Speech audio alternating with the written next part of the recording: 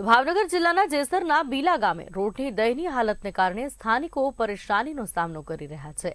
ગામથી 3 કિલોમીટર સુધીનો માર્ગ ખરાબ સ્થિતિમાં છે અને રોડ પર મોટા ખાડાઓ પડી ગયા છે, જેના કારણે વાહન ચાલકોને દુર્ઘટનાનો ભય સતત સતાવે છે।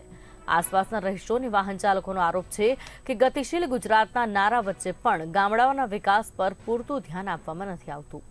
ગ્રામજનો દ્વારા તાત્કાલિક ધોરણે રોડનું નવીનીકરણ કરવામાં આવે તેવી માંગણી થઈ રહી છે, જેથી સામાન્ય જનતાને રાહત મળી શકે।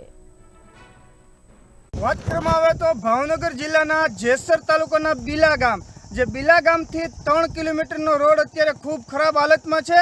અત્યારે અમે તમને સીધા દ્રશ્ય બતાવવા માંગીએ છીએ કે જોઈ જો બીલા ગામનો રોડ છે, અત્યારે ખૂબ ખરાબ હાલતમાં છે। આપણી સાથે ગાડી વાહન ચાલક જોડે ગયા છે। જી, તમારું નામ? મારું નામ ભરતભાઈ।